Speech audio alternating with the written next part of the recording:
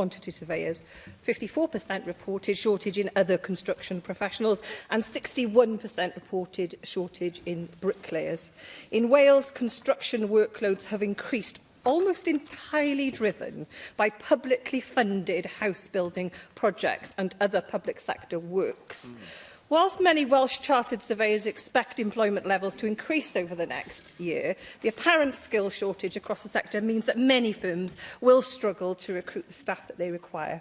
So, First Minister, we know that Wales and the United Kingdom needs a Labour UK government who can begin to rebuild the shattered and decimated economy of the United Kingdom, much like the post-war Labour government of Clement Attlee rebuilt Britain after World War II.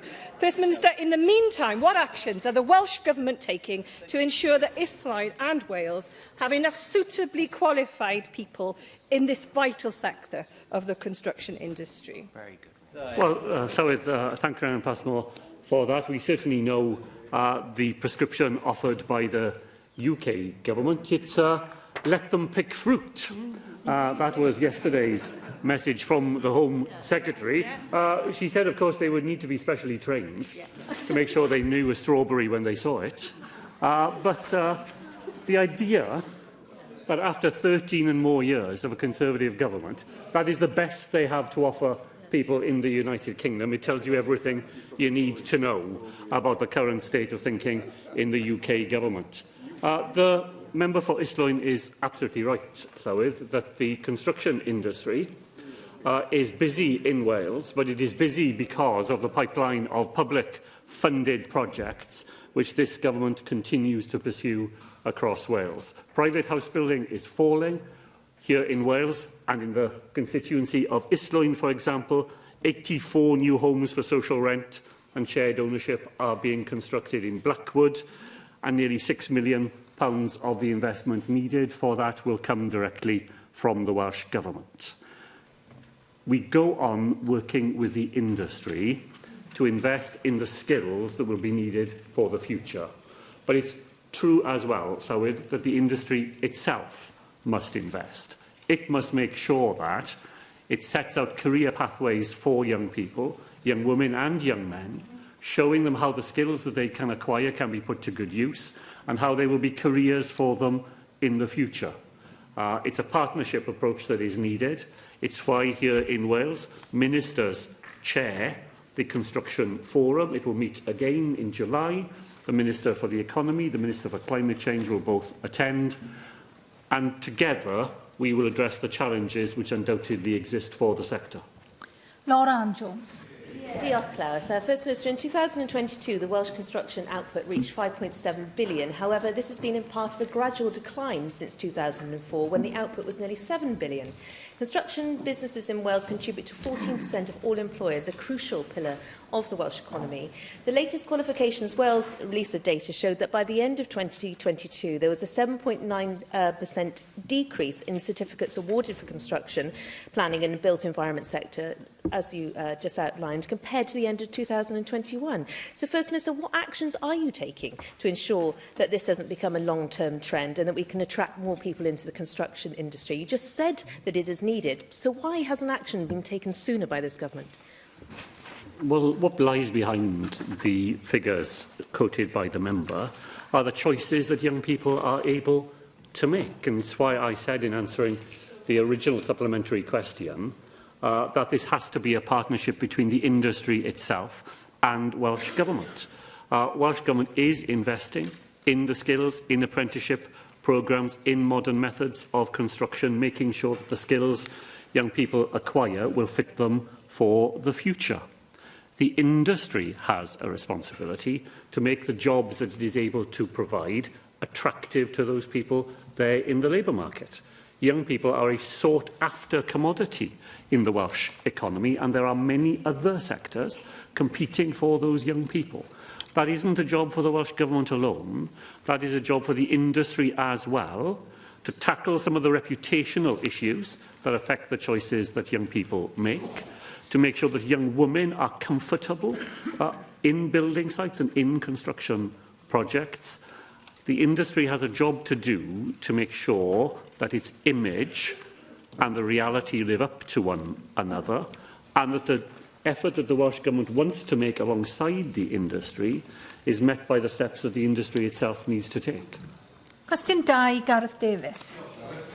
What assessment was made of the impact of council tax premiums for second homeowners in Denbighshire? So the ability to charge council tax premiums has been welcomed as a mechanism for local authorities to help address the impacts that second homes and long-term empty homes can have in their communities. For your response, First Minister, and the reason I want to raise this question with you today is that I recently had a meeting with Mr and Mrs Williams from Cwm near Dyzeth with our MP for the Vale of Clwyd, Dr James Davis. The couple converted an old stable into guest accommodation, but their business was severely hampered by COVID-19, and during this period they reported the use of overzealous collection methods from Denbighshire County Council in attempting to collect the 50% council tax premium. And then the couple were threatened with endless letters and threats of legal action. They paid the fee out of fear of litigation, but later found that they weren't subject to the charge. After much personal anguish and distress, they were rightfully reimbursed nearly £5,000 by the council. My question to you today, First Minister, is if this is the course of action you are taking, then could the due diligence be conducted in a way that doesn't impact on my constituents? And what checks and balances can you implement on the delivery of Welsh Government policy in the local authority context to make sure the additional charge is administered both ethically and respectfully? Well, I don't think it's possible to draw general conclusions from a single instance. Of course, we expect council tax, including premiums, to be sensibly administered by local authorities. But I faced many questions in the past on the floor of the Senedd, both when I was Housing, Local Government and Finance Minister and since, from members of the opposition, asking what we are doing to make sure that the council tax is effectively collected by local authorities. So it's a balancing act that local authorities have to administer. It's absolutely right that they pursue bills when they are due, but we expect them to do that in a way that is sensitive to individual circumstances, is proportionate in the actions that they take, but where there are bills that are there to be paid, the whole system depends upon local authorities being effective in having those collection mechanisms. Cwestiwn yn awr gan Arweinydd. Questions now from the party leaders. Leader of the Conservatives, Andrew Davies. With your permission, could I wish the leader of Plaid Cymru all the best now he's stepped down from the leadership of that party. I would like to thank him for the courtesies he extended to me during our time as being leaders of our various groups here. Our politics are completely different, and I'm sure he'll enjoy that endorsement. But it is always good outside of the political environment where you can share a light-hearted moment and enjoy each other's company, and I genuinely wish him all the very best for the future, and that to his family as well. First Minister, the Ernest Young report seems to be doing the rounds. I appreciate it's a confidential report, and it was brought up last week in this chamber, and you confirmed that you had not had sight of that report. I hope that you went from this chamber and made yourself familiar with the report. I know the Health Minister has had sight of it. There are some damning assessments of the function that the Health Board undertook in awarding contracts and conducting genuine business of the Health Board in spending public money. Can you give us what your assessment is of that report today, please? Because it does warrant action on behalf of the Welsh Government to install confidence that this type of behaviour will not be repeated again. Well, I take a different approach to the Leader of the Opposition. I don't go looking for reports that have not been made available to me when those reports are meant to be confidentially held amongst those people who have a legitimate right to access them at this point in the process. I tried to make these points last week. There is a process here. The report is not a report of the Welsh Government. The report is owned by those who commissioned it. That is the board of Betsy Cadwallader University Health Board. There are people who are named in that report. There are people who are likely or may face action taken against them as a result of that report. That is why the report ought not to be in circulation in the way that the Leader of the Opposition described. I am sure, because of the assurances I have had, that the board are taking the report seriously, that they will discharge the responsibilities that now lie with them, now that the NHS counter-fraud organisation has concluded that there are no further criminal charges that it wishes to pursue as a result of the report. This is a health board that is in special measures and run by the Welsh Government. This is a report that was raised with you last week, and in fairness, it was a legitimate line of defence that you hadn't familiarised yourself with that report. Given the seriousness of these allegations, and I didn't go and seek out this report, it was sent to me as it has been sent to others, because people have genuine concerns over the contents of the report. It cannot be hid behind confidentiality and a mask of secrecy. The actual measures that you brought forward back in February tried to put the entire blame on the independent board members of the Betsy Cadwaladr Health Board in North Wales, who were forced to resign. This report clearly identifies executive overreach and management decisions that were taken based on information that was withheld from the board. So surely those independent members who were forced to resign on the basis of what's in this report are owed an apology by the Welsh Government. And will you make that apology today and confirm that the Government is acting in unison with the Health Board, that is in special measures to address these concerns in the Ernest Young report? Llywydd, Betsy University Health Board is not run by the Welsh Government. I don't think it's difficult for the Leader of the Opposition to grasp this. The legal obligations for the conduct of that board, including the legal obligations to respond to the report which they themselves commissioned, lies with the board itself. That is just inescapably a matter of where legal accountabilities lie. As I explained, I am confident from what I have been advised that the board will take all that very seriously. Now that it's in a position where any action lies with them, rather than with those who made an assessment of criminal liabilities, they will act on the basis of the report that they have received. And I'm afraid members here who want to jump the gun, who want to quote reports that they have no legal standing in having seen, and will expect me to follow them down that, I believe, very mistaken course of action, will find that they will not find me doing so. It's for the board to take action. There are people whose careers are at stake here. Whatever you think, those people have rights that have to be respected. The board will do it in that way, and that's the right and proper way for things to be done. You accuse me of jumping the gun, First Minister. Back in February, when the Health Minister offered the ultimatum to the independent board members, it was proven that the Welsh Government were a month prior to that seeking out replacement independent board members. Isn't that jumping the gun, First Minister? We are talking people who have put themselves forward for public service to try and improve the communities they live in, and their careers were thrown to the wayside. This report crystallises the wrong information that the board was given, how documentation was readjusted and dates altered, and ultimately major contracts were awarded to companies. Major contracts running into millions of pounds were awarded to companies based on cosy deals between people who were in the position to award those contracts and the companies. That cannot be allowed. That cannot be allowed. And it is our job as politicians to expose that on the opposition benches. I bitterly regret that you've been unable today to apologise to those independent board members. I bitterly regret that you have not been able to give an indication of what actions the Welsh Government is taking in light of the Ernest Young report. So is it just more of the same, First Minister, and it is the people of North Wales which will suffer, and the patients and staff in Betsy Cadwaladr who will suffer because of the inaction of the Welsh Labour Government? Well, so let me just make 3 points in answering the Leader of the Opposition. Firstly, the actions to be taken as a result of the report will be taken by the board. Legally, they are responsible for it. They will discharge those responsibilities. That is the way in which the system has to operate, not in the way that he has attempted to operate it this afternoon, spraying around a series of accusations from a document which most people here will not have seen. Yet the Leader of the Opposition may well wave a document in front of us that he should not have seen. Does he not realise?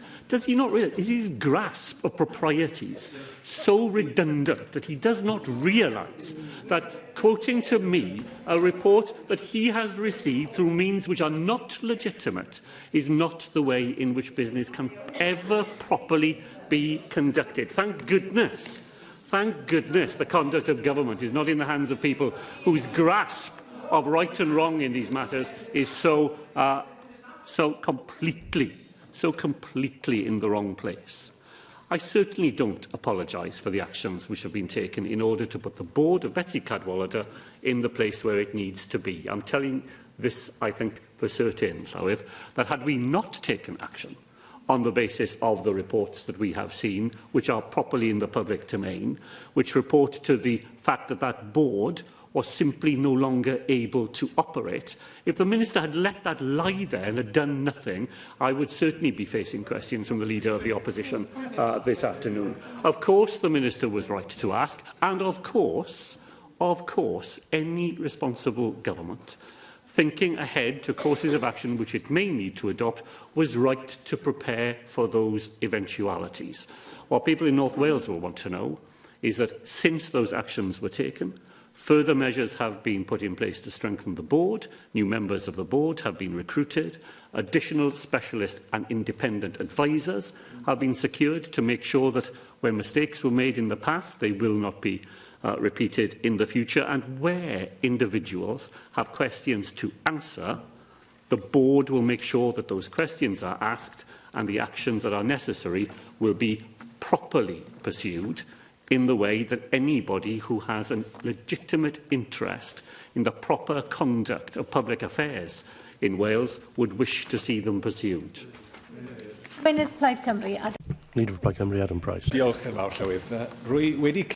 Thank you very much, Llywydd. I have tried to keep the focus of my questions over the almost last 5 years on issues of national importance in line with the convention, but as I prepare to return to the backbenches and serve the people of Carmarthen Eastern Dynefwr, the Aman, the Tywi, the Teifi, who've put their faith in me over 2 terms in 2 parliaments, I'll be free once again of other responsibilities. I hope to have their proper thanks, although there is a very important national dimension here too. Will the First Minister give us an update on the commitment made in a budgetary agreement between Plaid Cymru and the Welsh Government in the last Senedd to introduce a Llandeilo bypass? And in your view, does the agreement in terms of the way forward in the case of Llanbedr in Gwynedd demonstrate that the need for a local bypass could be linked with our commitment to the greatest challenge of our age, namely the climate emergency? Llywydd. Llywydd, I thank the Leader of Plaid Cymru for his question. Of course, he and I came to an agreement to explore and accelerate the plans for a Llandeilo bypass back in December 2016, when both of us had different responsibilities. And in the final budget for the year after 2016, £50 million was set aside in the final budget to do more, to inform that purpose. And since then, the plan has gone through different steps of the WELTAG process. Welsh Government officials met officials from Carmarthenshire Council to discuss the proposals before Christmas, and more recent correspondence has been issued since then. I'm happy to confirm today that the Welsh Government continues to be committed to the agreement on this issue, which is noted in the recent budget documentation. We are continuing to work on options to develop the Llandeilo bypass plans. Llywydd, I agree with what Adam Price has said about the example of the improvements on the A496 in Llandedir in Gwynedd. The sustainable solution that we agreed upon there is one that we can capitalise on as we move the commitments made in Llandeilo forward. Thank you very much. Staying in the Tywi Valley, I'd like to raise an issue which will also have broader relevance. The Green Gen company intends to create a corridor of pylons 60 kilometres long from Senedd to Carmarthen. The government's policy at the moment is to encourage undergrounding wherever possible, whilst noting the need to take cost into account. Will the government commission an independent study on undergrounding, drawing on recent innovation in terms of setting cables underground and international good practice? For example, the underground 60-kilometre link in Friesland, in the Netherlands, and the 700-kilometre proposed in Germany. Shouldn't we use the technology of the 21st century as we decarbonise rather than the technology of the 50s of the last century? And is the government in a position to announce a national plan for the electricity grid which looks holistically at the needs of Wales for future? Well, Llywydd, I answered a question on this last week from James Evans, and I explained that the specific proposal that Plaid Cymru's leader is referring to is likely to be designated as one of national significance. The process, following the Minister's process, as one that it makes decisions. I can't say anything about this that has any appearance of making a prior decision. Generally, of course, I do agree with what Adam Price has said about the importance of using the most recent technology in this area and learning from experiences thus far. The Minister who has responsibility over the National Infrastructure Commission is seated here this afternoon, and I'm sure that she will give careful consideration to the specific point that the member has made about the work programme. They tell me that I've asked over 400 questions to two First Ministers since I became leader of my party in September 2018. May I take this final opportunity to thank you, First Minister. Leading a party is not an easy task, but it is even more difficult to lead a nation, and your commitment and your personal sacrifice, particularly over recent challenging years, we are due to give you great thanks. I would also like to take the opportunity to thank everyone who has worked with me, everyone who supports us here in the Senedd. To you, Llywydd, for your quiet advice, and to everyone who has shown me kindness over the past few days. My final thanks, but the most important thanks, goes to my family who are here today and are looking forward, I'm sure, to seeing a fair bit more of me over the next few years. Minister's questions has always been more duty than pleasure to me. I think I may be speaking for us both there, despite the fact that you've become annoyingly good at this part of the job. Though I've often felt like a promising student being handed back a B- with a look of theatrical disappointment, I've always treated this aspect of the role with the seriousness it deserves. Good government needs good scrutiny. And accountability is the bedrock of any democracy, not just for governments, but oppositions too. And that means not just seeking responsibility in others, but accepting it oneself, painful though that sometimes may be. But the wellspring of hope in politics lies most fully not in finding fault, but in finding solutions. And that is always everywhere a collective endeavour. In the middle of the storm, you must cling to your anchor. And the crucible moment for me, to which I always return, is early one morning in 1984, at the side of the road outside Betws Mine, where I stood at dawn in my school uniform, the rain running down my cheek, arm in arm with my brother and my father, my mother's words of determined encouragement still ringing in our ears. A picket line which suddenly, instinctively surges forward as one to become a human shield, to defend not ourselves, but one another. In a sense, my entire political life has been a continual search for that sense of unity and solidarity in the struggle for justice and equality. It's in these last 16 months that I have found those resources of hope again. That politics can change lives, and in deciding to change lives together, we can change the nature of politics itself. So that the striking miner's son, once on free school meals himself, helps make them universal.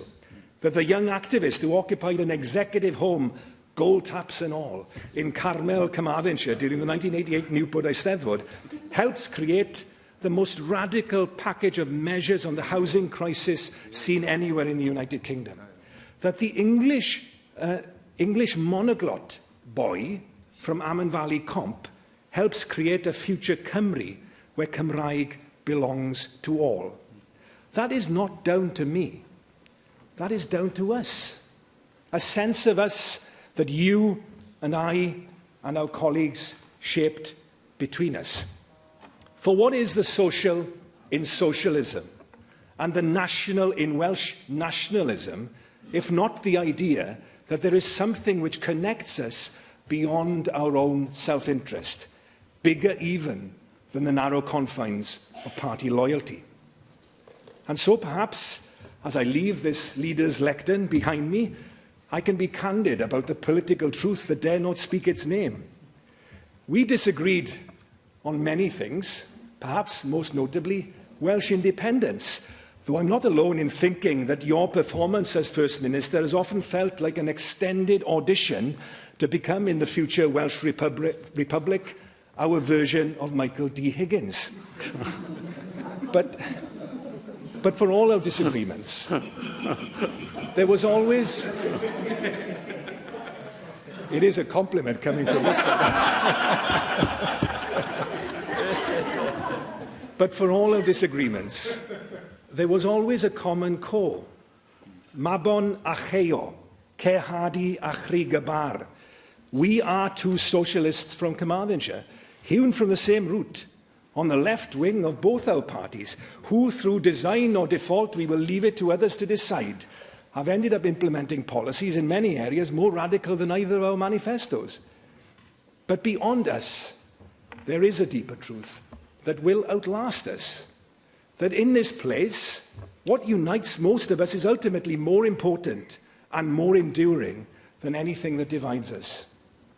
This chamber is circular for good reason. Making sense of the Senedd means you must understand that we're not here to create a mini Westminster, but to build a better Wales together. To be not an arena of antagonism, but a Senedd in search of a new synthesis, where the different truths we represent are combined anew in pursuit of the common good. It took a long while for this gay council house boy from Tumble to have pride in himself. I never would have believed back then that I would get to sit in this chair. I want the youth of our country, women and men in equal number, every race, every creed, LGBTQ+ and disabled, the working class especially, to feel as if this place belongs to them, represents them, speaks for them as much as it does for anyone. I want them to see people like them occupying my chair, your chair, every chair. So as we commit now to widening the circle of the Senedd even further, will you promise me, Prif Weinidog, to build on the work that between us we've begun, to turn this place for the future of our nation into the most fully inclusive 360-degree democracy anywhere, where every voice is heard equally, so every life can be lived equally, fully and well. So I know, and you know, we have used our time together here to the best of our shared purpose. Yeah.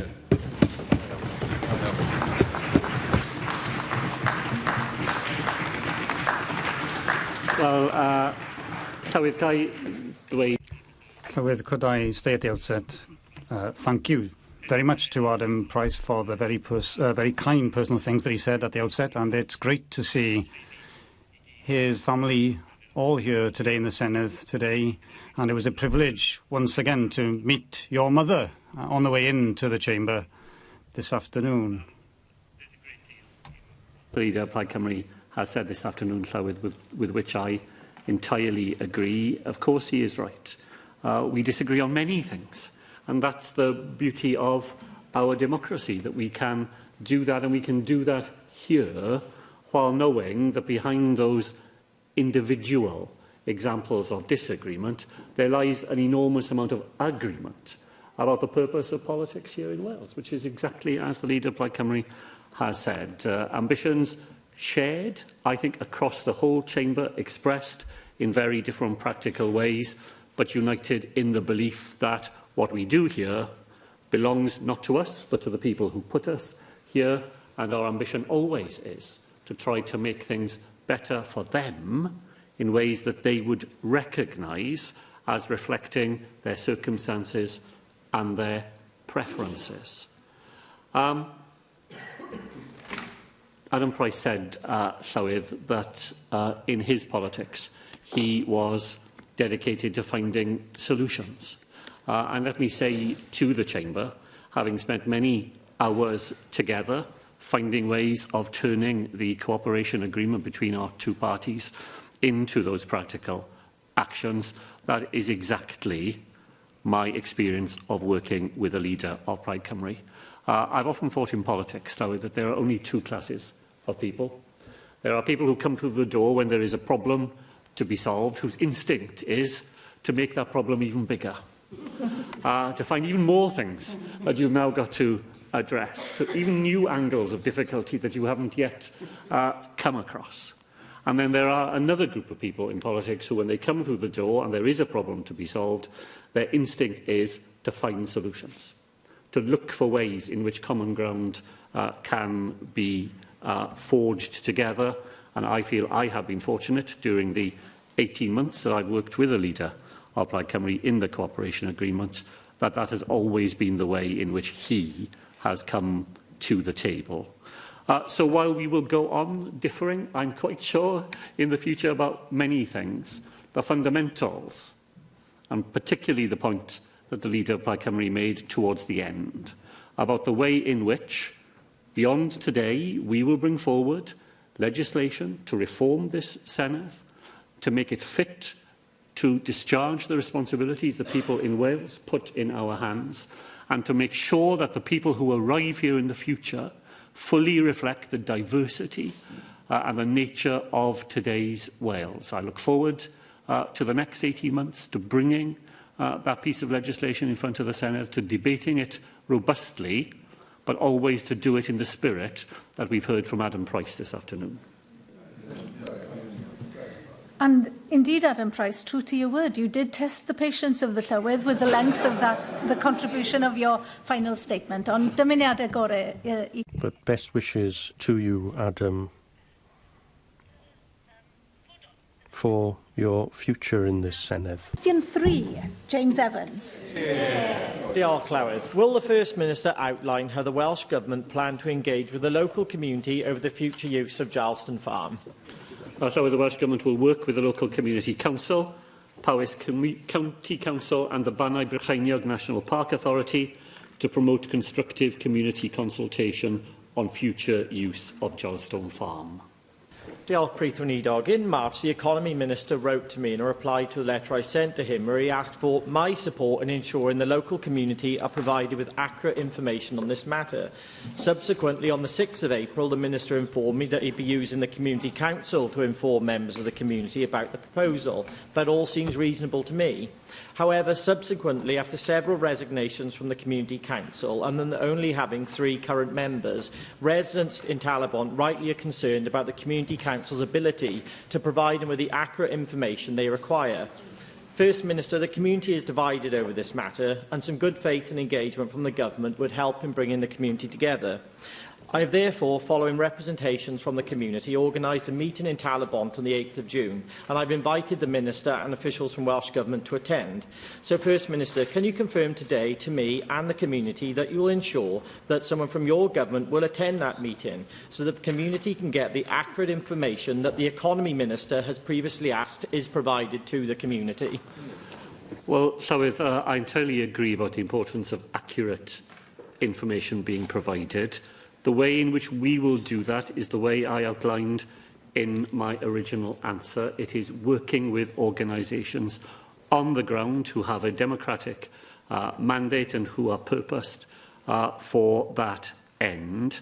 I'm not convinced that a public meeting is guaranteed to provide more light than heat on these matters. I take very seriously what has happened in the Community Council and very seriously what has been said by the local Liberal Democrat member of Powys Council.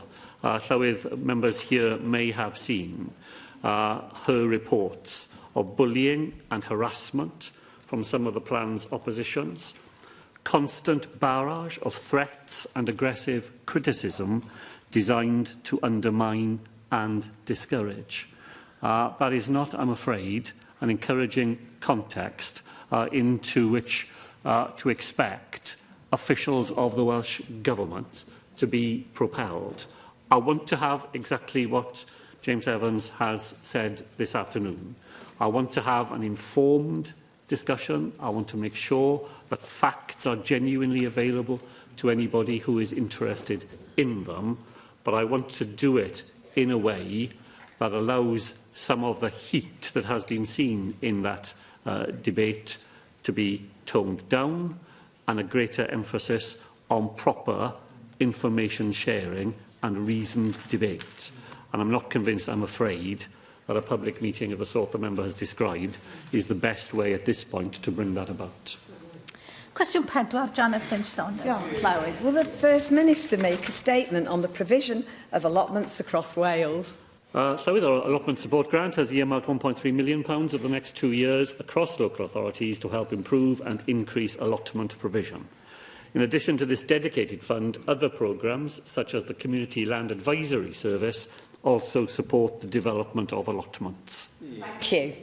Now, I've been wanting to raise this topic with you, especially so when I know you yourself appreciate the benefits in terms of well-being that having your own allotment can bring. Picking fruit, for one.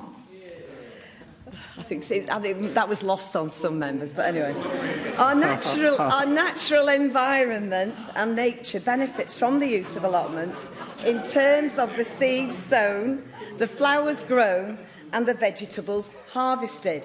During Mental Health Awareness Week, I wanted to highlight the benefits of our allotments as an alternative therapy. Now, only last Thursday, it was a delight to welcome my colleague Laura Ann Jones MS to Ysgol San Shaw and see the children in their allotment. And they, in a very enterprising manner, they use their enterprising skills to actually grow flowers for display at Venue Cymru Conference Centre. They also have beehives. Now, despite all the wellbeing aspects of growing vegetables and flowers, over the past few years, First Minister, I've not seen any real growth in the number of allotments made available, and I have constituents requesting these. Now, given the many benefits I have mentioned today, how can you work with our local authorities, in addition to what you've already said you're doing, to ensure that they make available some of this public land. There's swathes and swathes of public land available that could actually be converted quite successfully to allow more people to have allotments. How can you, as First Minister, perhaps persuade, influence, or simply request our local authorities to do this? Diolch. Well, so first of all, let me agree with Jonathan Saunders about the mental health benefits of allotment holding. I was lucky enough to be on my allotment at the weekend, together with the pigeons and the rabbits and the slugs and everything else that has already seen off the green beans that I'd put there a week before. But nevertheless, it was a great pleasure to be out in the fresh air and enjoying all the benefits that Janet referred to. And I very much congratulate the school that she mentioned. So many of our schools do fantastic work, making sure young people enjoy the practical activity of seeing things grow. Great to hear that they have beehives at the school as well. The Welsh Government, as I said, Llywydd, has an allotment support grant. I'm pleased to be able to tell the member for Aberconwy that we have potential projects submitted by Conwy Council for the current financial year, designed to bring back into use dilapidated and derelict plots in Old Colwyn and Llanfairfechan. And we look forward to working purposefully with the local authority in their efforts, because the statutory duty in the end is with them to provide allotments where there is a demand, to increase the number of plots we have in Wales, but also to do more to bring back into beneficial use plots that already exist, but where the conditions don't meet modern expectations, including disability access and other things. Because we want to see allotment gardening, with all the benefits that it brings, available to the widest number of Welsh citizens. Vicky Howells. Diolch, Llywydd, and I share the member for Aberconwy's enthusiasm for allotment. And First Minister, in RCT, the Council has used Welsh Government funding to create new allotments to meet local demand, including, for example, in Abercynon and Aberamon in the Cynon Valley constituency. In the process, the Council is bringing back derelict land into use, improving accessibility and increasing biodiversity. With the provision of additional allotments bringing so many benefits, how is Welsh Government working with local authorities to ensure that the new allotments that are being created are of good quality and have that improved accessibility? Well, I thank Vicky Howells for that, Llywydd, and very much agree with her that the work of RCT, County Borough Council, is an exemplar in this field. In the last financial year, we were able to take forward 3 different projects with the Council, including, as she will know, plots at Bryn Aman and Nantafedu in Abercynon. There are proposals for the current financial year that would bring surplus land into use to create more than 20 new plots at Tylerstown and Ynys y Bull. Behind the specifics of the allotment support grant lies the Community Land Advisory Service, and that is where local authorities can get the help they need to make sure that when they are looking to increase plot numbers, bring derelict land back into use, upgrade the facilities on allotment plots that already exist, that they're able to do it in the way that Vicky Howells said, making them as accessible as they can be, making sure that the facilities that are available make the enjoyment of allotment gardening as available to as many people as we can. The combination of additional funding and specialist advice, I think, puts us in a very good place. The Resilient Green Spaces project, Llywydd, which also operates in this space, will support the creation of up to 600 new allotment plots and the regeneration of 200 existing plots over the coming years, answering, I hope, a point that Janet Finn-Saunders made in her supplementary question, to make sure that we are expanding the range of possibilities for allotment holders in every part of Wales. Question 5, Kent Skates. Diolch. What steps are being taken by the First Minister to promote Wales's tourist trails? So I thank Ken Skates for that. This is the year of trails in Wales. The theme allows all participants in the tourism industry to showcase trails that feature the fantastic culture, adventure and landscape experiences to be found in our country. I was very pleased to enjoy part of the iconic Wales Coastal Path Trail over this past weekend. Diolch, First Minister. Of course, to celebrate Wales Tourism Week, members across the Chamber, I no doubt, will be visiting a good number of our finest tourist attractions, and they provide a great opportunity to also explore the magical, adventurous trails that unite them. Would you agree that with an exciting and adventurous tourism offer, we don't just grow the visitor economy, but we also make Wales a place in which it's desirable to live, to work and to learn? Well, sorry to thank Ken Skates for that, and thank him for drawing attention to the fact that this is Wales Tourism Week, a very important industry in all parts of Wales. And the trails, the year of the trails, is designed to contribute to our ambition for the sector, that we spread the sector so that it operates in more parts of the calendar year, that we bring tourism opportunities to more places in Wales, not just the hotspots that everybody knows about, and that people spend more money when they get here. The UNESCO, the fact that in Wales we have a greater number of World Heritage sites than you would ever expect for a country of our size, gives us an opportunity to create a UNESCO trail in Wales, in which people will be led from one opportunity to another. And I intend to raise in a preliminary way, so in discussions that I will have with the government in Brittany and in Ireland over coming weeks, the possibility of a UNESCO's Saints Trail.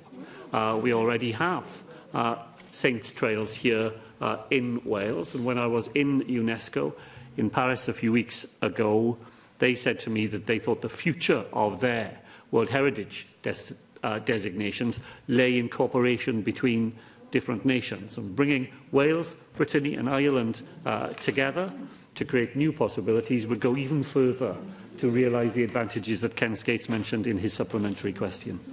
Tom Gifford. Diolch yn fawr iawn, Llywydd. And First Minister, you've already mentioned the Wales Coastal Path as being our preeminent tourist trail here in Wales, and I know you've had your say in the past about your favourite part of the Wales Coastal Path. It won't be a surprise to you. It's not the first time I've disagreed with you, First Minister, but obviously the Gower Peninsula would be my personal choice. But I think to properly enjoy the Gower Peninsula, I think requires an overnight stay. I think really to do it justice, I don't think you can do that in a single day. And as a result, the preeminent way to spend a night on the Gower Peninsula would be in self-catering holiday-let accommodation. Now, I visited one such business on the Gower Peninsula just over a week ago, and they said to me that they were concerned that they would not reach the new Welsh Government tax threshold of 182 days. They'd never done that for the 20 years that they operated that particular business. They were worried that they were forced to close. Now, I understand that we have a philosophical difference on this policy, First Minister, but I wonder whether the Welsh Government has done an impact assessment on the number of self-catering holiday lets that will be forced to close as a result of the Welsh Government's changes in this area. So let me just correct this complete misapprehension. No business is forced to close because they don't let for 182 days. They simply are not able to take advantage of small business rate relief and will have to pay council tax like everybody else. Nobody is forced to close if you get to 180 days and you don't get to 182. The system is never designed and never was designed to do that. I am much more optimistic than the local member. I think the Gower Peninsula is a fantastic place to stay, and I think many businesses will already be letting for 182 days, and the new arrangements will be an incentive for businesses, even more businesses, to do that, bringing even more people to enjoy the beauties that the Gower Peninsula provides. Question 6, Llyr Griffith. Thank you, Llywydd. Will the First Minister make a statement on the Welsh Government's role in developing local development plans? Griffith on a question. I thank Llyr Griffith for the question. The Welsh Government sets the framework for drawing up local development plans. It's a matter for each local planning authority to fulfil its statutory duty to prepare a sound local development plan. You're right that it is a matter for local planning authorities in the first instance, but you'll also be aware that Wrexham County Borough Council has rejected its LDP recently, and the question people are asking now is, how will the Welsh Government respond to that? Will you and the relevant minister, for example, accept the local view and allow the proposed plan to be withdrawn, or will the Welsh Government require that the council enforce the plan against the wishes of residents in the area? Of course, I'm aware of the position in Wrexham. It's an extraordinary sequence of events where a local authority approves its own plan as being sound, submits the plan, which is its plan, which it has confirmed as sound, to the planning inspectorate. The inspector confirms that the plan is sound, and then the local authority rejects its own plan. It seems to me that the citizens of Wrexham thought they were electing a council fit for a city and have ended up in Clochmel. I read the leader of the council saying that Wrexham is in a good place because we can start again. 10 years of work went into producing that sound plan, and a council advised by its own chief executive, by its own chief planning officer, by its own chief legal officer, that the plan should be adopted, willfully, it seemed to me, failed to discharge that responsibility. And I'm afraid the answer cannot be, so what is the Welsh Government going to do about it? This is the responsibility of the local authority, and they cannot discharge that responsibility by trying to make difficult decisions the responsibility of somebody else. Of course, the Welsh Government will be responding to the local authority, and our response will be to them is they need to take the responsibility which is theirs. They should stop being the only local authority in Wales that does not have a local development plan, because I can tell you what will happen, Llywyd. Because when I was first elected to this chamber, Cardiff didn't have an adopted local development plan, and Cardiff West, my constituency, has far too many examples of where housing developments took place, which were never designed for housing developments, which were opposed by local people, and where the council lost every case because it didn't have a local development plan adopted that could defend the planning regime for which it is responsible. That will now happen to the residents of Wrexham until the local authority face up to its responsibilities and make the right decision. Sam Rowlands. Diolch, Llywyd. And of course, First Minister, it's one thing developing a local development plan, it's another thing delivering on it. And for many local authorities in North Wales, they are struggling to deliver on local development plans because of the phosphates legislation and regulations that are in place at the moment. Indeed, we know that there's nearly 1,000 homes, nearly 1,000 social homes in North Wales that are not able to be developed because of the phosphates legislation, preventing many people having his homes built and supporting our homelessness crisis here in Wales. So, First Minister, I know there was a summit around phosphates earlier this year. I believe it was in March or perhaps April time. I wonder if you'll be able to update the Senedd as to progress on that and how we're going to help support local authorities in delivering on the local development plans, not just developing them. Thank the member for that question, because these are important points. None of us want to see developments held up where they are necessary in exactly the way that the Senedd has now heard, but neither are we prepared as a government to solve that problem by making another very serious problem even worse. What the summit was about devising new solutions to that challenge by making sure that every partner comes forward with a part that they can play. And I was encouraged by the fact both that they were new ideas as to how planning permissions could be granted, and promises of investment to mitigate the impact of new housing development when that mitigation is necessary. So I'm very keen that we move forward with those ideas quickly, that we release land for development where we are convinced that the phosphate problem now has been properly addressed. We will have a further meeting of all partners before the summer is over in order to make sure that people are delivering on the commitments that they have made. And I look forward to land being released for those very necessary housing purposes, but not at the expense of making the phosphate difficulties, which we see in our rivers already, worse than it otherwise would be. Hugh Ranker-Davies. First Minister, let me be the first to say I absolutely love local development plans. I sit there into the wee small hours in the winter evenings poring over them, because it is one of the few chances you have to actually have bear with me, to have a glimpse into the future of what communities will look like. Green corridors, wildlife corridors, active travel routes, where housing will be, where commercial enterprise will be, where retail parks will. Not simply to block development, but to enable development to happen in the right place. They're at their best when businesses and residents, councillors, community councillors and members of the Senedd sit down of an evening with a cup of tea or a glass of whisky and go through them page by page. So, First Minister, would you join me in sending out a message from this Senedd chamber today that local development plans are not dry and dusty, boring documents. They're pivotal to the future of thriving, lively communities. And we'd want everybody to sit down of an evening with a shot of whisky and take their time poring over them. It's an exciting prospect that the member for Ogmore sets out for us. What I definitely do agree with him is that local development plans do indeed shape the future.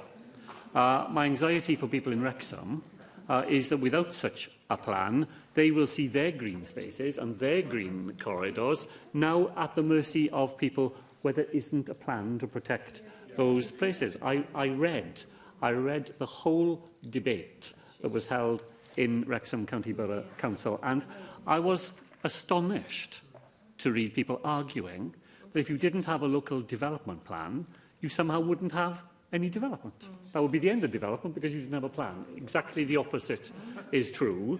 Now you will have uncontrolled and unplanned development.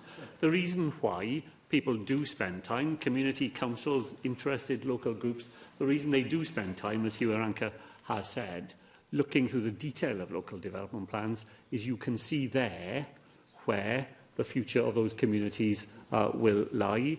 Of course, anybody with an interest, it would be worth their time to do that. And in 24 of the 25 local planning authority areas in Wales, they have a plan that does just that. Question 7, Paul Davies. Will the First Minister outline what the Welsh Government is doing to improve health outcomes in Preseli, Pembrokeshire? Thank Paul Davies for that. So, the Welsh Government works with Howell University Health Board to secure improved health outcomes for its local population across a range of population health measures, including on life expectancy at birth. The Health Board outperforms the Welsh average. First Minister, in order to improve health outcomes, it is vital that people can access vital health services. Sadly, the latest grades from the Sentinel Stroke National Audit Programme show that there needs to be some serious improvements in stroke care in the Hywel University Health Board area. Rehabilitation services like physiotherapy, occupational therapy and speech and language therapy are vital for stroke survivors to make the best possible recovery, and yet the latest grades show that services have indeed worsened in Pembrokeshire. So, First Minister, given the importance of getting stroke services and support right, can you tell us what the Welsh Government is doing urgently to improve stroke services and care for patients in Preseli, Pembrokeshire? Well, so I agree about the importance of stroke care services. It's why we have had national leads in place for stroke care, and why we will continue to work with the local health board to make sure that the reports set out in the national audit are attended to properly. But I just return to where I started, Llywydd, in terms of health outcomes, including outcomes for events such as a stroke. The local health board, and Pembrokeshire in particular, outperforms the rest of Wales. So Pembrokeshire has lower smoking rates than Wales, lower obesity rates than Wales. It has better life expectancy for men and for women, and it is better healthy life expectancy. That means that the underlying causes that actually have far more to do with health outcomes than services themselves are on the side of that local population. Then they need the services, in the way that Paul Davies has said, to make sure that when things do go wrong, they know that there will be the help necessary for them to have as fast and an effective recovery from strokes as would be possible. Canola, question 8, Samuel Kurtz. What action is the Welsh Government taking to support business growth in Carmarthen West and South Pembrokeshire? So with investment in skills, infrastructure and emerging industries form the bedrock of Welsh Government support for the business growth in the member's constituency. The recent successful Celtic Freeport bid is an example of that approach in action. Diolch am eich ateb, Brif Weinidog. I have recently been contacted by a manufacturing company in my constituency who have a unique opportunity to double their workforce in a short period of time, driven by the product that they manufacture and the relationship with the Ministry of Defence. They would require infrastructure investment and building expansion too to fully capitalise on this opportunity. While they are excited by this opportunity, they remain concerned that any help available through Business Wales or the Welsh Government will take too long to access or too long to deliver. First Minister, what guarantees can you give this company that Welsh Government support will operate in a timely and responsive manner, given the tight deadlines that commercial businesses operate within? Diolch, Llywydd. Well, my advice to the company is simple, Llywydd. It's to get on with contacting Business Wales as fast as they can, to make sure they provide the best possible information as quickly as they can. And then I know that the people on the ground who do this work on behalf of the Welsh Government will want to make sure that whatever help is possible will be delivered to the company in as timely a way as possible. Thank you, First Minister. The next item is the business statement and announcement, and I call on the Trefnydd to make that statement. Lesley Griffiths. There is one change to this week's business. The statement on the National Care Service Expert Group Report Implementation Plan has been postponed. Draft business for the next 3 weeks is set out on the business statement and announcement, which can be found amongst the meeting papers available to members electronically. Darren Miller. Diolch, Llywydd. Trefnydd, I'd like to request a written statement from the Deputy Minister with responsibility for the Armed Forces in Wales on the Welsh Government's support for service children in the education system.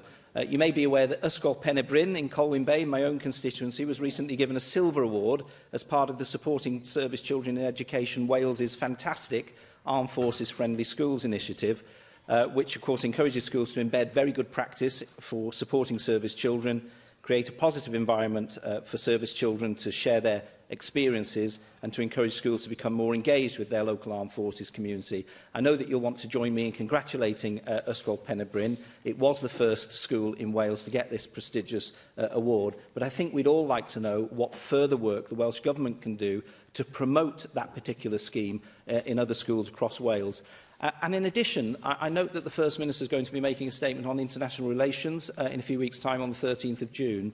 I have to say I was troubled yesterday to receive an email inviting members of the Senedd to attend a meeting of the cross-party group on Wales International, focusing on, and I quote, Wales and Vietnam, a success story. Now, it appears to want to celebrate Wales's international links with Vietnam, but may I remind everybody in this chamber, Vietnam is a communist police state that persecutes religious minorities, has a dreadful human rights record and serious limitations on people's liberties and freedom of speech. Any and all communications between Wales and Vietnam should be constructive but also critical, drawing attention to these facts. And I think it's a horrific mistake to praise our relationship with Vietnam as a success story while these issues persist. I'd be grateful, Trefnydd, if you could give assurances that the First Minister will address some of these concerns in his statement on the 13th of June. Thank you. I wasn't aware that Ysgol Pen-y-Bryn had won a silver award, but very well done to them. And to be the first in Wales is a great accolade. As you know, the Deputy Minister for Social Partnership makes regular statements in relation to armed forces, and I'll certainly see if she can encompass that in her next statement. With regard to your second point, the reason for that is that the ambassador for Vietnam will be in the Senedd on that day. I think that invitation came about following the First Minister meeting the Prime Minister of Vietnam back in COP, along with the previous one but two Prime Ministers, Boris Johnson. Dalith Jewell.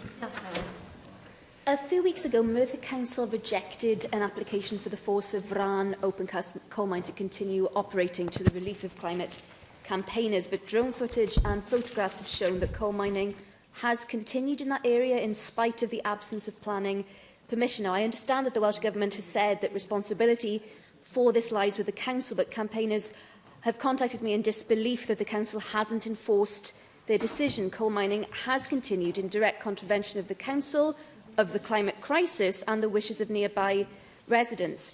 The Coal Action Network wrote to me and others last week, pointing out that the failure to stop this illicit activity had by last week resulted in 270,000 extra tonnes of coal being mined, adding 840,000 tonnes of CO2 to our climate crisis, and those figures will have kept creeping up in the days since. So could a statement please set out what the Welsh Government will do to exercise its own powers to stop this coal mining, because the company seems intent on ignoring what the local authority has told them?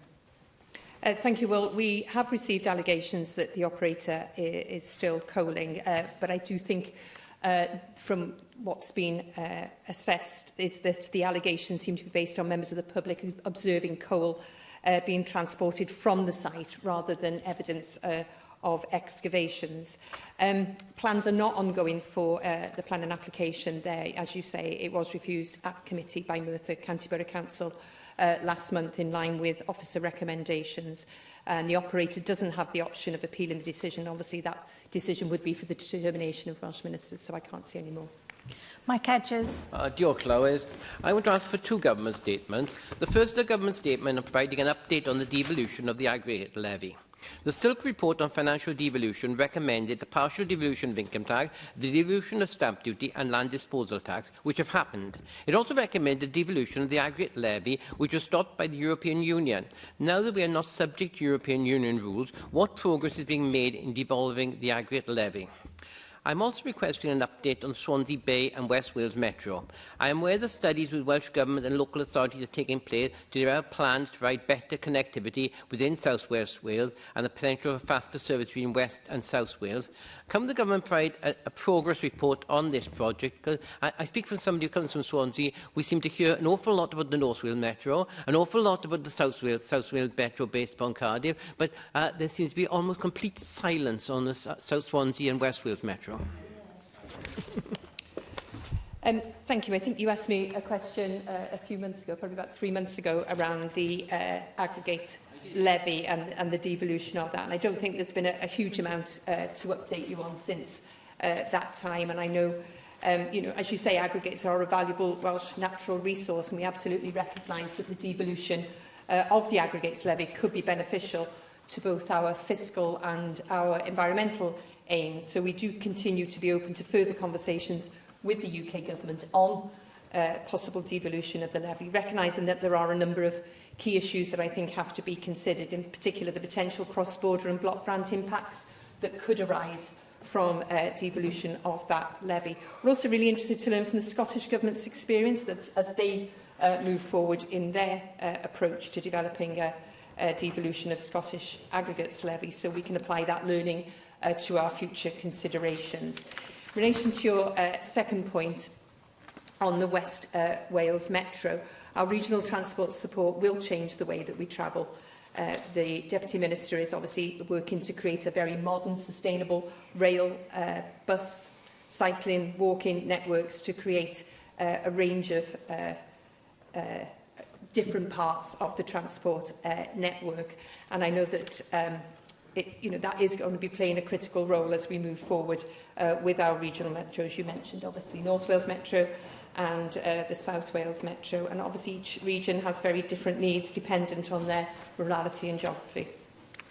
Mark Drakeford. I call for two statements. Firstly, a statement from the Health Minister on diagnosis of celiac disease. This is actually Celiac Disease Awareness Week, 15th to 21st of May. And celiac disease is a serious lifelong illness when the body's immune system attacks its own tissues when gluten is eaten. In a written answer I received from the Health Minister today, she states that the Welsh Government has no plans to develop a specific pathway for celiac disease at this time in Wales, but she expects all health boards to take full account of the National Institute for Health and Clinical Excellence clinical guidelines in the planning and delivery of services. 1 in 100 people have celiac disease, and they need to know what steps the Welsh Government is taking to tackle the challenge of underdiagnosis of celiac disease in Wales, and in doing so enable the more than 200,000 people across the nation as yet undiagnosed to get the answer they deserve, and what plans the Welsh Government has to reduce the 13 years it currently takes an adult in Wales from onset of symptoms to receive a diagnosis of celiac disease. I call for a statement accordingly. Finally, I call for a statement from the Deputy Minister for Climate Change on the Wrexham to Bidston rail line. The Wrexham to Bidston Rail Users Association Committee issued a statement after meeting on Friday 24th of March and unanimously agreed that something, quote, has to change as Transport for Wales appears incapable of delivering an acceptable service on the Wrexham-Bidston line. They added that this association is not alone in voicing its criticism. Other rail user groups have the same concerns about this operator's incompetence. I'm quoting. That there is already a chorus of voices saying that the Wrexham-Bidston line should be transferred to another operator with a better focus on the Mersey-Dee region, that the Welsh Government should instigate an independent review of Transport for Wales to determine where the root cause of the problems lie and what needs to be done to rectify the situation. That with Transport for Wales running its first-class 230 battery diesel hybrid train set in passenger services on the Wrexham-Bidston Borderlands line, the maintenance plan is based on having just 2 trains in service, increasing to 3 in the medium term, and that it will be a significant waste of public money if all 5 Class 230s do not enter service, rotating with 4 in service and 1 out in maintenance at standby. I therefore call for a statement on that matter also. Thank you. Thank you. I'm grateful to the member for raising the fact that it's Celiac UK's Awareness Week. It is a disease that affects, as you say, a great many people. I'm very pleased you've had an answer to your question today from the Minister for Health and Social Services, and I think it's good to be reminded that many of our constituents do suffer from celiac, and I thank Celiac UK for having this Awareness Week this week. In relation to the Wrexham to Bidston line, there have clearly been some major issues. I'm sure you've seen the many buses parked outside Wrexham General Station, as have I, but I'm very pleased that Transport for Wales now do have their new Class 230 trains on the line, and I hope those difficulties now have been rectified. Senedd Williams. Diolch Llywydd. Trefnydd Today Chwarae Teg launched their report on the working experiences of women over 50 in Wales. The report reveals that too many women over 50 felt invisible, overlooked by employers, government and society. Additionally, the report discloses many women in this age group face barriers to remaining in work and experience disadvantage and discrimination within work.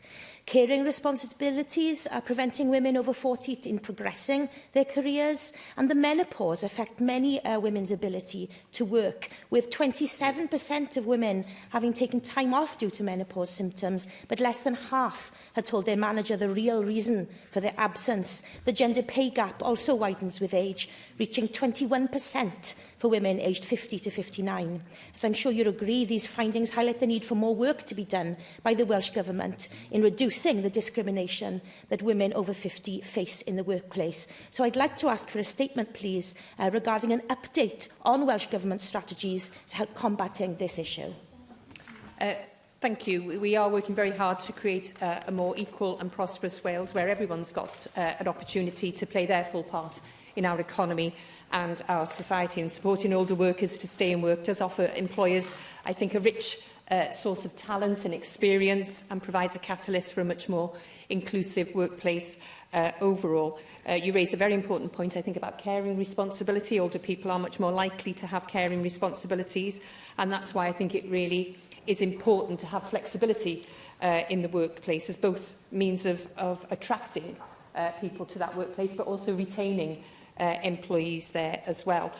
Again, I think the point you raise around the menopause is really important, and I know in Welsh Government we've recently identified a menopause champion to make sure that that subject is discussed at an official level, but there's also ministerial input as well.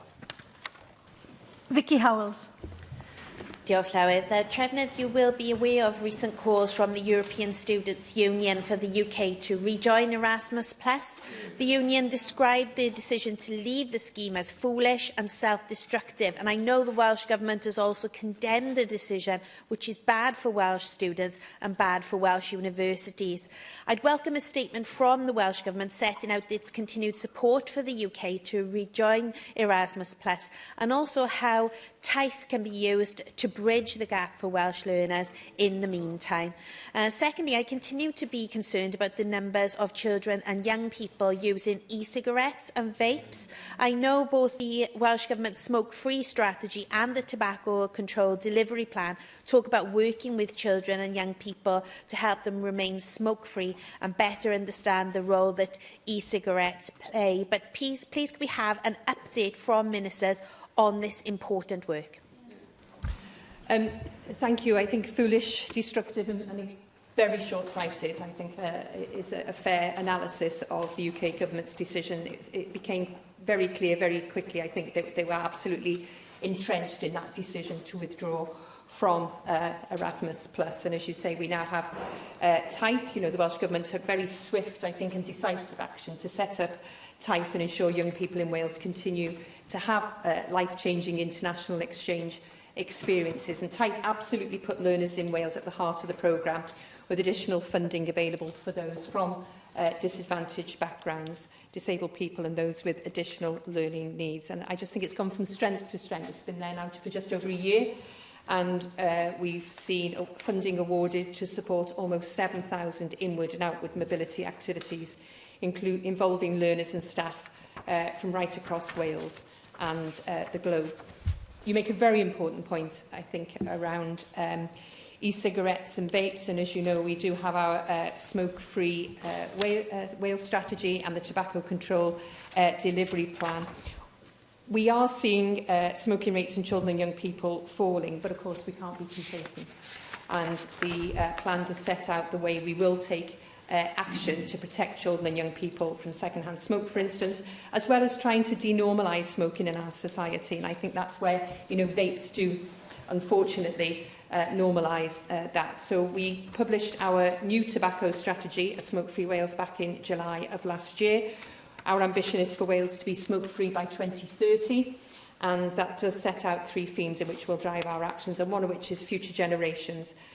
Towards a Smoke-Free Wales 2022 to 2024 is the first 2-year delivery plan, and that sets out our actions we'll take forward. And I will ask the Minister to bring forward a written statement. Altaf Hussain. Thank you, Presiding Officer. Could I request a statement from the Minister for Economy regarding the redevelopment of Baglan Bay? Welsh Government purchased the former BP chemical site from St. Mauden at the beginning of the year, but there has been scant details of its plans. The land consists of around 900 acres, which includes parts of freehold interest in the Baglan Energy Park, which was acquired for £1.75 million. It is unclear what the Welsh Government intentions for the site are, but given that Minister now own part of the freehold for the energy park and the creation of the Celtic Free Port, I would hope they plan to exploit the synergies between the two. The potential benefit from green hydrogen alone is enormous. Therefore, could I request an oral statement from the Minister for the Economy outlining the government's plan for Baglan Bay Thank you very much. Thank you. I will ask the Minister of Economy to bring forward a written statement at the most appropriate time. I'm not sure that will be before the summer recess, but I will certainly ask him to do so. Helen Vychan. Diolch Llywydd. Trefnydd. Thank you, Llywydd. Trefnydd, following the publication of new statutory guidance for elective home education through a written statement last week, there is a new expectation that local authority officers do have to assess the appropriateness of the education provision that every child taught at home receives. And according to the guidance, this needs to include a face-to-face meeting with the child or young person and the family, as well as looking at diversity of evidence sources. I'd like to ask for an oral statement from the Education Minister explaining what preparations have been made in terms of the workforce to ensure that local authorities have skilled individuals to undertake this very complex task of deciding whether the home education provision is appropriate and what additional resources have been allocated to implement these new statutory guidelines. There have been dozens of emails arriving, and I'm sure other members will have also received emails over the last few days, and there is so much concern among this community. I do think we need greater clarity than a written statement can provide. So, as you say, this was announced last week by the Minister for Education and Welsh Language, and he remains committed to strengthening that support that is available to home educators, and £1.7 million has been provided to local authorities to support EHE. And that funding is unique to Wales. I think that should be pointed out. Seeing and communicating with the child supports the rights of the child, and that helps local authorities fulfil their statutory duties. So I think what those meetings will do that you referred to will provide an opportunity for the local authority to develop a positive relationship with families and allow home-educated children to be able to share their views on home education.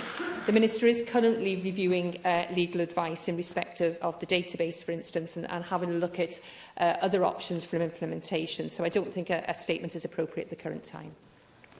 Jenny Rathbone. Thank you, Llywydd. There's been a lot of fanfare over the Prime Minister's Farm to Fork summit that's taking place in Downing Street today. And that is absolutely right that that should be taking place in light of Which's analysis of the doubling of basic foodstuffs, things like protein, like fish, meat, cheese and vegetables, and even own-label budget items that most people on restricted incomes rely on from supermarkets to be able to afford to eat. So I was very pleased to read in the Prime Minister's letter to farmers that there will be no chlorine-washed chicken and no hormone-treated beef on the UK market. Not now, not ever. That's a really good and strong statement, but no mention of how the UK government plans to address the fruit and vegetable supplies crisis that is gathering pace.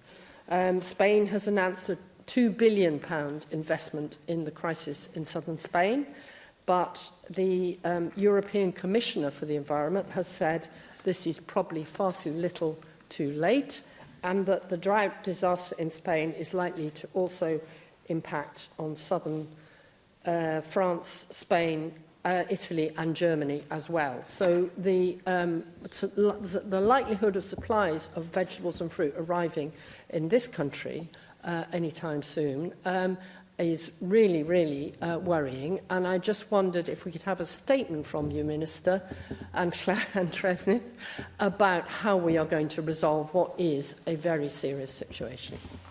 Thank you. Yes, well, I was aware of the Prime Minister's Farm to Fork summit that was held at number 10. I think it's probably just about finished. I wasn't invited, but he very graciously allowed one of my officials to attend, and I did send a senior official, because I do think this is a really important topic, and I'm always saying, it has to be looked at across the UK.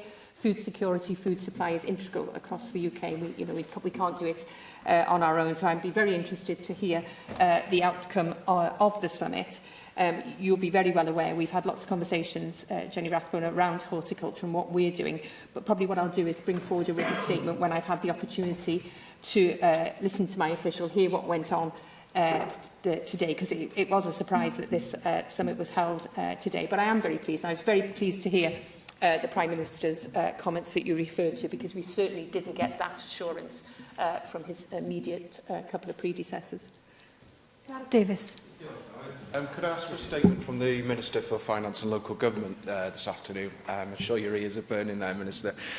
Around the Rill Drift Park. I've been contacted by many constituents from the Rill area.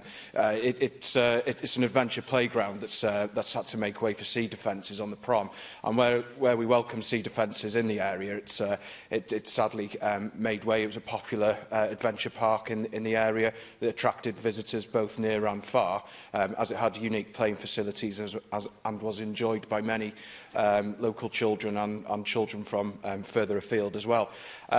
I've set up a campaign as it's become quite an issue in the town, and my petition's received hundreds of signatures really, and it's attracted a lot of national media. I was contacted by The Guardian and also BBC News Round, who've been interested in running the story, and I'm just seeking a Welsh Government response today on your view of the benefits of play for children in terms of their development, in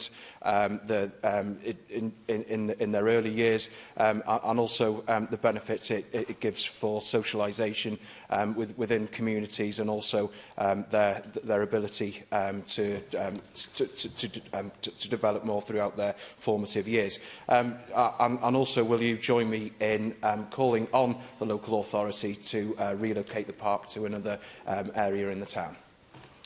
Well, I wasn't aware of your petition or around the park that you're referring to, and I don't think it would be for the Minister for Finance and Local Government. You asked a couple of questions, so if you're asking for a written statement around the importance of play for children, that would be for the Deputy Minister for Social Services, and I think Wales has always put play right at the fore for our children. You have to look at the foundation phase brought forward by Rodri Morgan when he was First Minister to see how important play is for children. Rhys Bowen.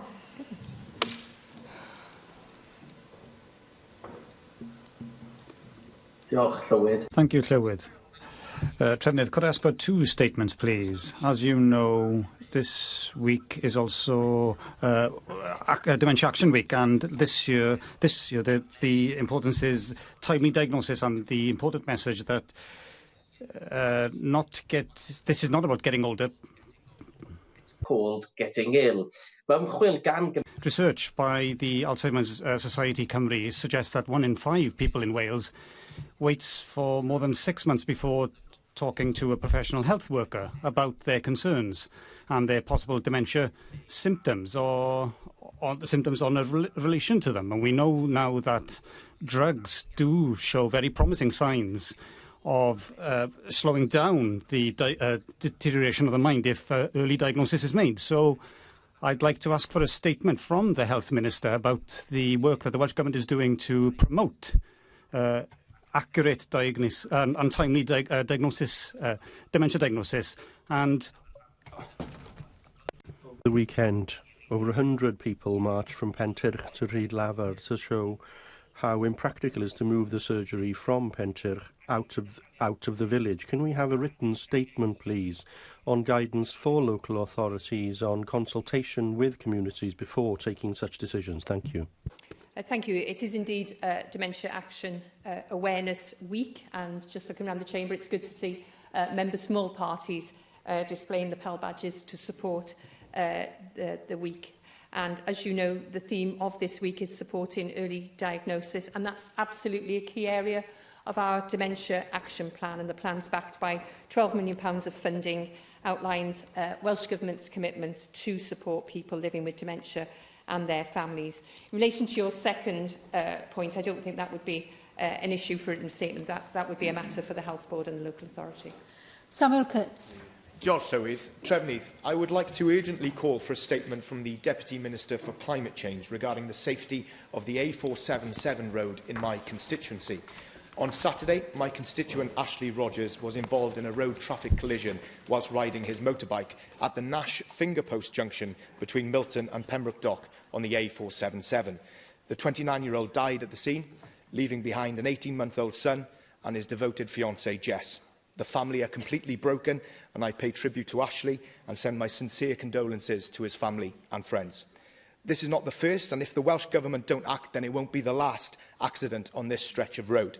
Since I was elected 2 years ago, I have repeatedly raised with the Deputy Minister the serious safety concerns along the A477 and explicitly at the Nash Finger Post junction.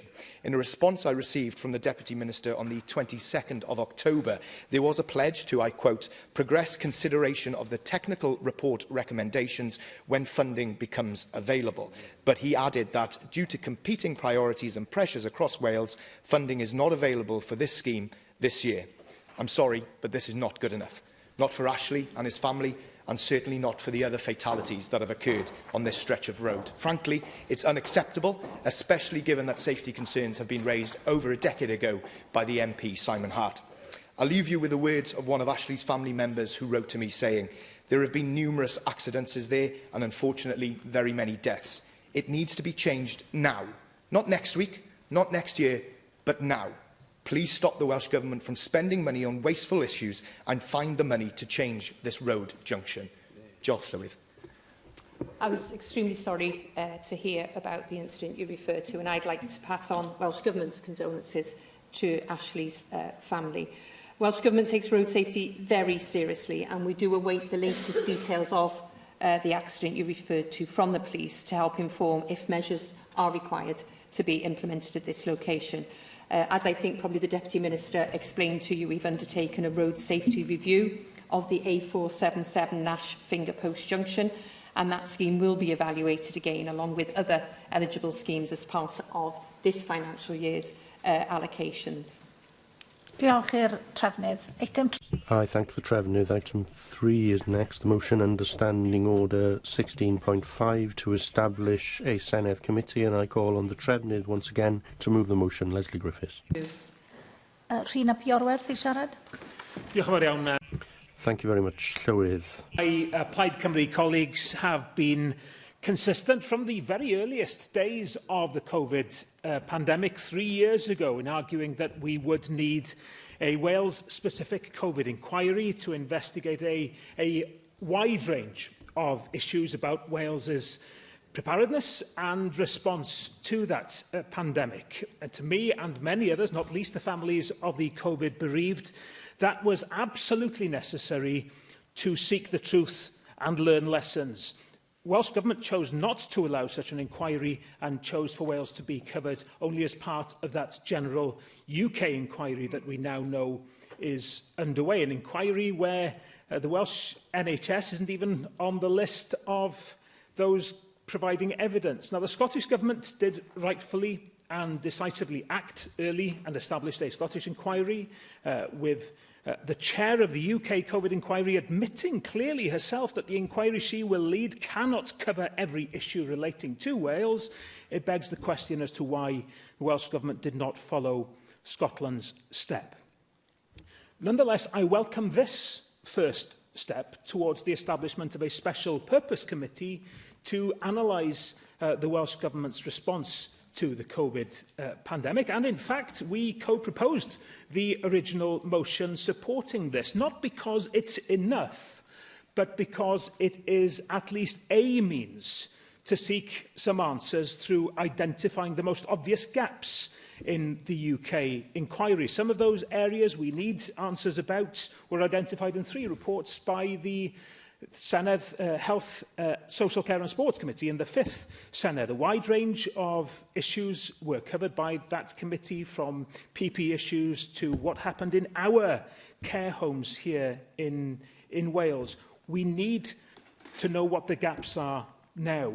We will continue to closely monitor the design of the committee that is being set up to ensure that it does fully deliver on its stated aims. But I do have to comment on the manner in which this was announced. Surely a Senedd cross-party committee, which would command cross-party support and require cross-party cooperation, should have been developed on a cross-party basis rather than in a Labour-Conservative deal. And that, I fear, does not inspire confidence among the COVID-bereaved and many others in the foundations on which this special purpose committee is being built. And here I would like to pay tribute to the tireless efforts of the COVID-19 bereaved Families for Justice Cymru, who have led the arguments, led the case for a Welsh COVID inquiry, and I hope that this special purpose committee, though not giving us what we want ultimately, will at least provide them with some of the answers that they so richly deserve. In closing, Llywydd, the Welsh Government was right to use the devolved levers at its disposal during the pandemic to strike a more cautious and a more caring path compared with the recklessness of a UK government that, as it turns out, was more interested in partying than in following and heeding the advice of its own scientific advisers. But the legitimacy of exercising devolved powers is surely undermined if they are not subject to clear and robust scrutiny. I have no other speakers. The Trefnydd to reply. I do apologise. I do have one other speaker, Andrew Arty Davies. I want to put on record it is our clear intention that we continue to support the creation of an independent COVID inquiry here in Wales. That's something that I've always said and my benches have always voted for here in Wales. I don't speak for the First Minister. The First Minister is able to speak for himself. But I do take exception to the point that the health spokesperson and possibly leadership contender on the Plaid benches who tried to instigate that this was some sort of grubby deal. It was no deal. It flowed from the debate that the Conservatives led here before Christmas. That was an open invitation from the First Minister to have that discussion. In the discussions the First Minister and myself had, as I understand it, he had a discussion with the leader of Plaid Cymru, or the then leader of Plaid Cymru. I don't know what the response was from the then leader of Plaid Cymru to the engagement in the process of the formation of this committee.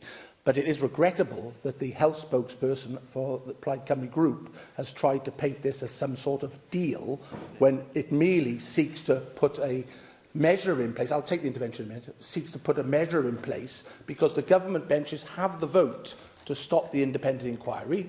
I have to accept that as leader of the opposition in this place, but I want to see a form of Senedd parliamentary scrutiny that this Special Purposes Committee will create. It is no grubby deal. It is an ability to get under the skin of the inquiry and the decisions that have been made. And I think this is a meaningful way of progressing those discussions to bring a fruitful conclusion to the debate.